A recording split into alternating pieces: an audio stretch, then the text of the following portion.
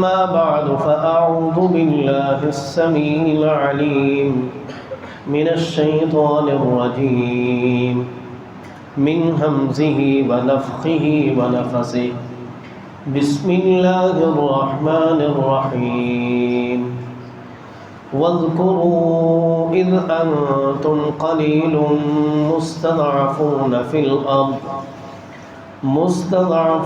في الأرض تخافون أن يتخطفكم الناس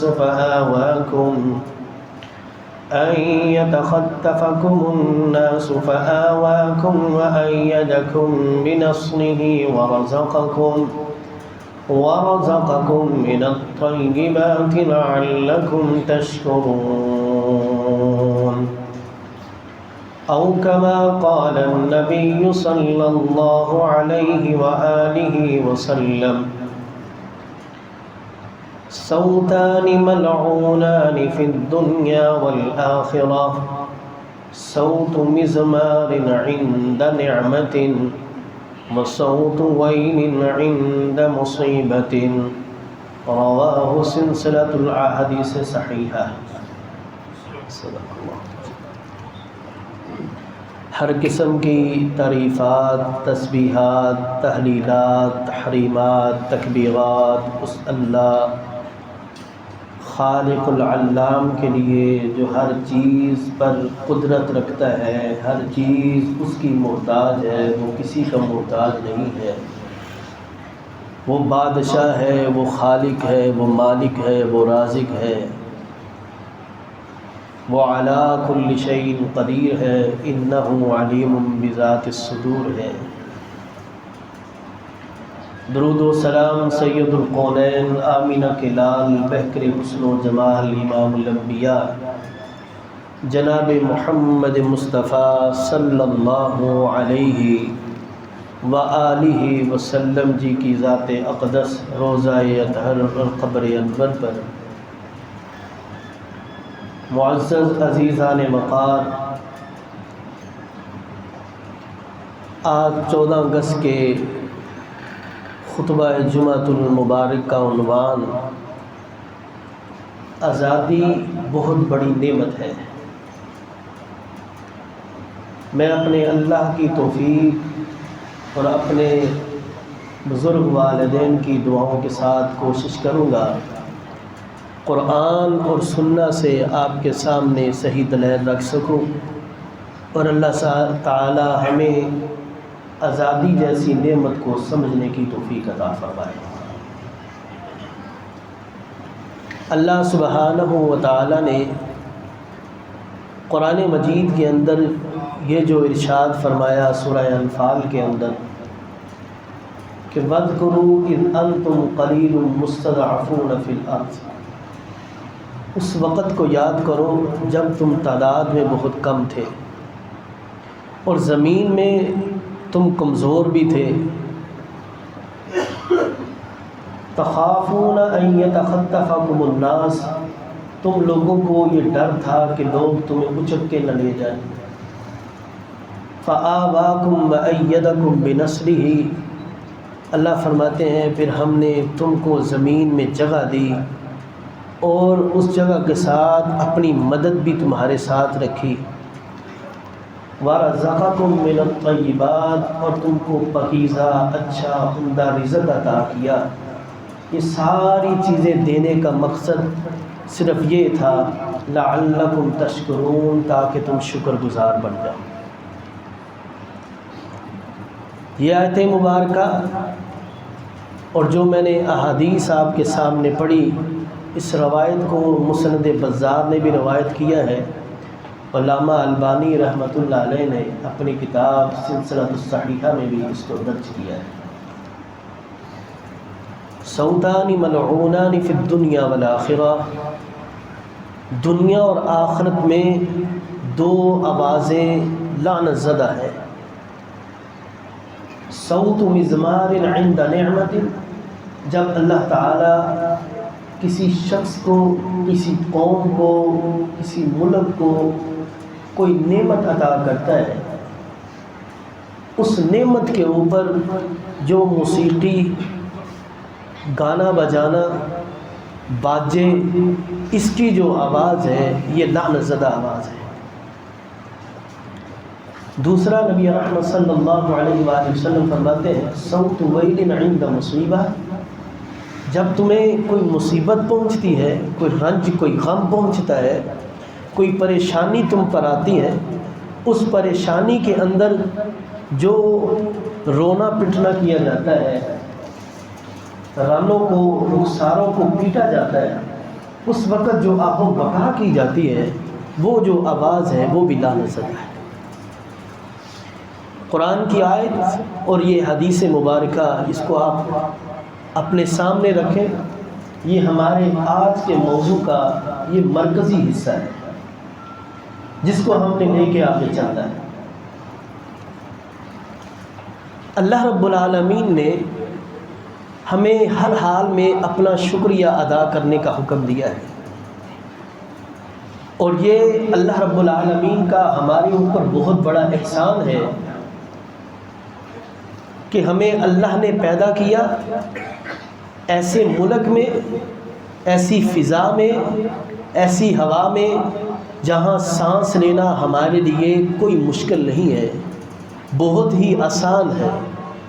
اس فضا، اس ہوا کے اندر اللہ رب العالمین کا ایک احسان یہ ہے کہ ہمارا ملک امن اور سلامتی کا ایک مرکز ہے، جہاں مساجد کو لوگ آباد کرتے ہیں، اللہ کی عبادت کرتے ہیں، وہاں ان کو کسی قسم کی کوئی روک ٹوک نہیں ہے۔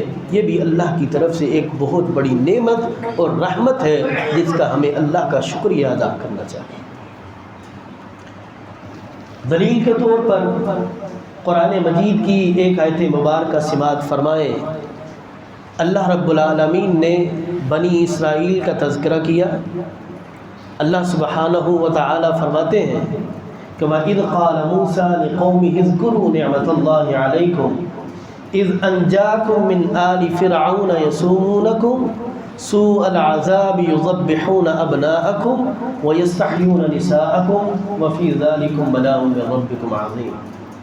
موسیٰ علیہ السلام نے اپنی قوم سے کہا کہ اے میری قوم کے لوگوں، اس وقت کو یاد کرو جب اللہ تعالیٰ نے تم پر اپنی نعمت کی تھی۔ وہ نعمت کیا تھی؟ اذ انجاکم من آل فرعون، تم کو فرعون کے ظلم و ستم سے نجات دی تھی۔ وہ جو تمہارے اوپر ظلم ڈالتا تھا، تمہیں سخت سزائیں دیتا تھا، ان سے اللہ رب العالمین نے تم کو نکالا ہے۔ اس نعمت کو یاد کرو اور یاد کر کے اس کا شکریہ ادا کرو۔ وہ نعمت وَيُذَبِّحُونَ أَبْنَاءَكُمْ وَيَسْتَحْيُونَ نِسَاءَكُمْ، اس کا عذاب دیکھو، اس کی سختی دیکھو کہ وہ تمہارے بیٹوں کو زندہ ذبح کیا کرتا تھا اور تمہاری عورتوں کو، تمہاری بچیوں کو چھوڑ دیا کرتا تھا۔ اللہ رب العالمین فرماتے ہیں وَفِي ذَلِكُمْ بَلَاءٌ مِّن رَّبِّكُمْ عَظِيمٌ، یہ تمہارے رب کی طرف سے بہت بڑی آزمائش تھی۔ یہ آیت مبارکہ اللہ رب العالمین نے موسیٰ علیہ السلام کے ذریعے بنی اسرائیل کو یہ میسج، یہ پیغام دیا کہ اللہ کی نعمتوں کو یاد کرو، اس کا شکریہ ادا کرو۔ کیا یہ پیغام، یہ میسج جو اللہ نے قرآن میں دیا ہے، یہ صرف بنی اسرائیل کے لیے تھا کہ آج ہم کو بھی اس چیز کو اپنے سامنے رکھتے ہوئے، اس نعمت کو اپنے سامنے رکھتے ہوئے، کیا ہمارا یہ فرض نہیں بنتا کہ ہم اپنے اللہ کی نعمتوں کا شکریہ ادا کریں؟ ہم کہاں بھولے بیٹھے ہیں؟ ہم میں سے اکثر بزرگ آج اس عمر کو پہنچے ہوئے ہیں کہ اس وقت وہ بچے تھے جب وہ ہجرت کر کے ہندوستان سے پاکستان آئے۔ اس وقت کا عالم، اس وقت کا منظر کیا تھا؟ مورخین نے اس کی تعداد کے متعلق لکھا ہے، کسی نے کہا کہ 10 لاکھ، کسی نے 15 لاکھ، کسی نے 20 لاکھ کہا کہ اس دور میں لوگوں نے اپنی قربانیاں دیں، اپنی جانوں کے نذرانے پیش کیے اس ملک کو حاصل کرنے کے لیے۔ 75,000 کے قریب خواتین تھیں، جس کو اس وقت کے سرکاری ریکارڈ کے مطابق 50,000 خواتین ایسی ہیں جن کا اس وقت سرکاری ریکارڈ کے اندر یہ رکھا گیا کہ ان کو اغوا کیا گیا ہے، ان پر تشدد کیا گیا ہے، ان کی عصمتوں کو پامال کیا گیا ہے۔ سینکڑوں خواتین ایسی تھیں جن کی چھاتیوں کو ان کے تن سے جدا کر دیا گیا تھا زندہ حالت کے اندر۔ سینکڑوں بچے ایسے تھے جن کو جو فیروز پور سے ایک ٹرین چلی قصور کے لیے، اس ٹرین کے اندر سینکڑوں بچوں کو ہاتھ اور پاؤں کاٹ دیے گئے، زندہ لاشیں بنا دیا گیا تھا۔ لاہور ریلوے اسٹیشن پر لوگ اپنے عزیز و اقارب کو جب ویلکم کرنے کے لیے، استقبال کرنے کے لیے پہنچے تو وہ کیا دیکھتے ہیں؟ ٹرین پر حملہ ہے، بلوائیوں نے حملہ کیا ہے اور وہاں لاشیں ہی لاشیں ہیں، سارے کے سارے خون میں لت پت پڑے ہوئے ہیں۔ یہ وہ لوگ ہیں کہ جنہوں نے پاکستان بنانے کے لیے، اپنا ملک بنانے کے لیے، جس کو قائد اعظم محمد علی جناح رحمہ اللہ نے یہ کہا تھا کہ ہم ایک ایسا ملک بنائیں گے جس میں اسلامی قانون نافذ کیا جائے گا، جس میں اللہ اور اللہ کے رسول کے قوانین کو نافذ کیا جائے گا۔ ایسا ملک بنانے کے لیے اس وقت لوگوں نے یہ اپنی جانوں کے نذرانے پیش کیے تھے، جس کی بنیاد لا الہ الا اللہ محمد رسول اللہ صلی اللہ علیہ وآلہ وسلم پر رکھی گئی تھی۔ علامہ اقبال رحمۃ اللہ علیہ نے پاکستان بنانے کا جو خواب دیکھا تھا، آج یہ وہ پاکستان ہے جس کے ہم باسی ہیں، جس کے ہم شہری ہیں، لیکن اس پاکستان میں رہتے ہوئے ہم جو قانون ہم نافذ ہمارے اندر ہونا چاہیے تھا، جو قرآن اور سنت کا ہونا چاہیے تھا، وہ قانون ہمارے اندر ختم ہو چکا۔ ہمارے اندر اگر آج قانون ہے تو وہ ان لوگوں کا بنایا ہوا ہے جو سیکولرزم ہے، جو ہمارے ملک کو تباہ و برباد کرنا چاہتے ہیں، جو ہماری معیشت کو تباہ و برباد کرنا چاہتے ہیں۔ ہمارے قوم کے لوگ بھی اس بات کی طرف نہیں توجہ کرتے کہ ہم اگر قرآن اور سنت کی طرف دیکھیں گے تو تبھی ہماری کامیابی ہو سکتی ہے۔ کیا آج یہ ملک جس کے ہم باسی ہیں، جہاں ہم رہائش پذیر ہیں، جہاں اللہ تعالیٰ نے ہمارے اوپر اپنی نعمتوں کی فراوانیاں کی ہوئی ہیں، وہ نعمتیں جن کو شمار نہیں کیا جا سکتا، کیا یہ ملک اس لیے بنایا تھا کہ یہاں کرپشن کا کلچر عام کیا جائے، سودی نظام کو عام کیا جائے، یہاں رشوت کا کلچر عام کیا جائے؟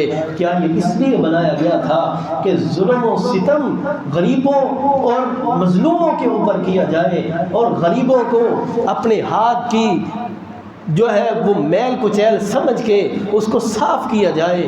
کیا یہ قرآن اور سنت ہمیں یہ تعلیم دیتے ہیں کہ ہم اس طرف چلیں کہ ہم ہر طرف ظلم و ستم کو عام کرتے چلیں؟ کیا ہم نے اپنے رب کا یہ فرمان نہیں سنا؟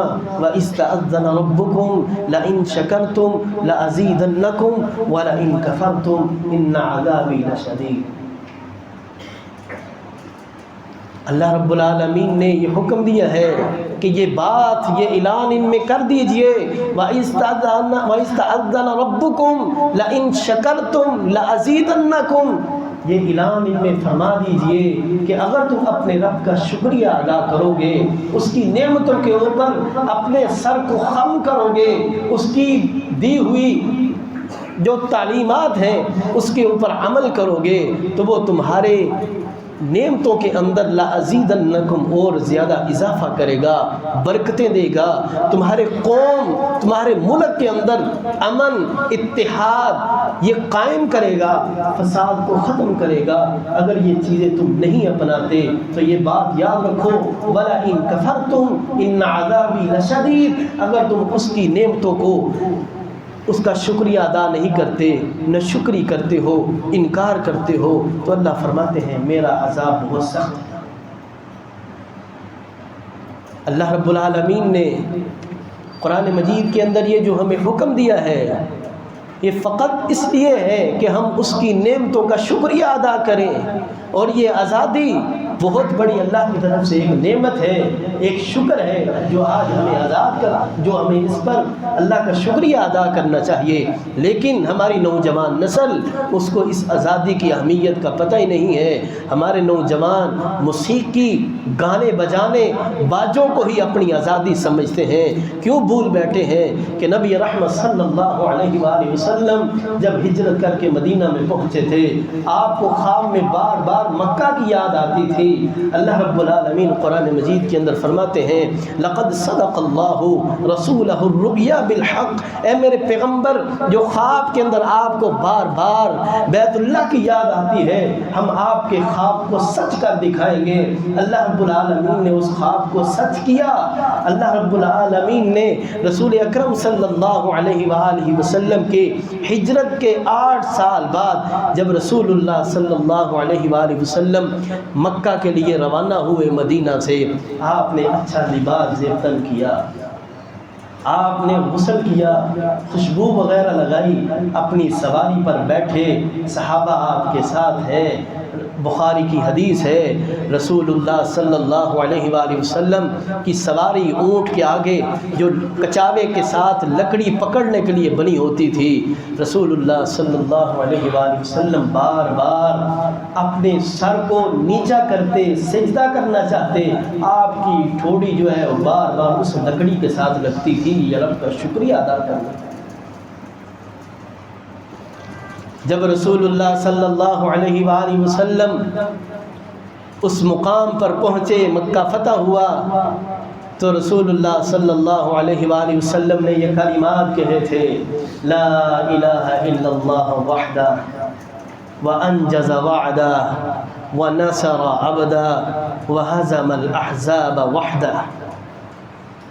اللہ کے سوا کوئی الہ نہیں ہے، وہ اکیلا ہے، اس نے اپنا وعدہ سچ کر دکھایا ہے، اس نے اپنے بندے کی مدد کی ہے، وہ اکیلا ہی لشکروں کو شکست دینے والا ہے۔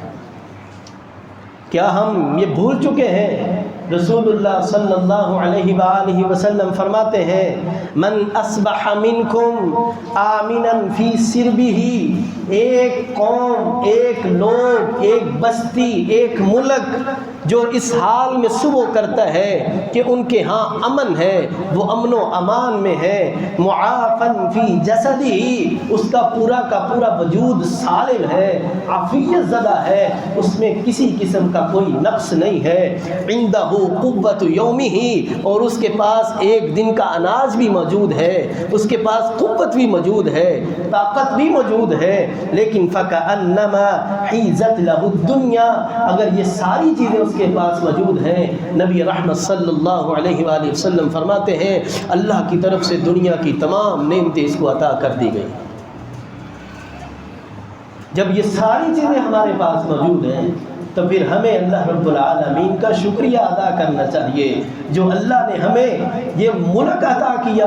اس ملک کے اندر ہم امن اور ایمان کے ساتھ رہ رہے ہیں، ایمان بھی محفوظ ہے، ہماری جانیں بھی محفوظ ہیں، ہمارے پاس عبادت کرنے کے لیے وقت بھی مقرر ہے، اور عبادت کرنے کے لیے کوئی کسی قسم کا ظلم و ستم نہیں ہے۔ وہ دیکھیں وہ لوگ جو کشمیر اور فلسطین کی طرف دیکھیں جو آزادی کے لیے تڑپ رہے ہیں، ہمارے پاس تو اللہ رب العالمین کی دی ہوئی ساری چیزیں موجود ہیں۔ تو برادران اسلام، اگر ہم اپنے ملک اور آزادی کی قدر کریں گے تو اللہ تعالی ہمارے ملک کو امن کا گہوارہ بنائیں گے۔ اگر ہم آزادی اور اللہ کی دی ہوئی نعمتوں کی قدر نہیں کریں گے تو یہ ناقدری کی وجہ سے یہ نعمتیں ہم سے چھین جایا کریں۔ کہیں گورنمنٹ ایسے پروگرامز کر رہی ہے جس میں موسیقی ہے، جس میں گانا ہے، رات کو ایسے پروگرامز ہوئے ہیں کہ جہاں ملک کا تخصص یہ خراب کیا گیا ہے، ملک کی شخصیت کو، اس کی عزت کو پامال کیا گیا ہے۔ اگر یہ لا الہ الا اللہ کی بنیاد پر تھا تو ہمیں چاہیے تھا کہ ہم اللہ رب العالمین کا شکریہ ادا کرتے۔ سیدنا عبداللہ بن عباس رضی اللہ تعالیٰ عنہ فرماتے ہیں کہ رسول اللہ صلی اللہ علیہ وآلہ وسلم جب ہجرت کر کے مدینہ پہنچے، آپ صلی اللہ علیہ وآلہ وسلم نے وہاں کیا دیکھا کہ لما قدم المدینۃ وجدہم یصومون یوما یعنی عاشوراء، کہ وہاں جو یہودی تھے وہ عاشوراء کے دن کا روزہ رکھا کرتے تھے۔ وجہ پوچھی گئی، وہ لوگ کہتے ہیں ھذا یوم عظیم، یہ دن ہمارے ہاں بڑا ہی عظمت والا ہے، عزت والا ہے، مقام والا ہے۔ وَهُوَ يَوْمٌ نَجَّى اللَّهُ فِيهِ مُوسَى وَأَغْرَقَ آلَ فِرْعَوْنَ، اور یہ دن وہ ہے جس میں اللہ رب العالمین نے ہم کو فرعون کے عذاب سے نجات دی تھی اور اس کو غرق کیا تھا۔ فصام موسیٰ شکرا للہ، موسیٰ علیہ السلام اس دن روزہ رکھتے تھے صرف اللہ رب العالمین کا شکریہ ادا کرنے کے لیے۔ نبی صلی اللہ علیہ وآلہ وسلم فرماتے ہیں انا اولا بموسیٰ منہم فصامہ وامر بصیامہ، آپ صلی اللہ علیہ وآلہ وسلم نے فرمایا ہم زیادہ حق رکھتے ہیں کہ ہم بھی روزہ رکھیں، اور آپ نے اپنے صحابہ کو بھی حکم دیا کہ آپ نے بھی روزہ رکھنا ہے۔ اللہ رب العالمین کا شکریہ ادا کرتے تھے اس طرح۔ قرآن مجید کے اس فرمان کو یاد رکھیے، اللہ رب العالمین فرماتے ہیں وَضَرَبَ اللَّهُ مَثَلًا قَرْيَةً كَانَتْ آمِنَةً مُطْمَئِنَّةً يَأْتِهَا رِزْقُهَا رَغَدًا مِنْ كُلِّ مَكَانٍ فَكَفَرَتْ بِأَنْعُمِ اللَّهِ فَأَذَاقَهَا اللَّهُ لِبَأْسَ الْجُوعِ وَالْخَوْفِ بِمَا كَانُوا يَصْنَعُونَ۔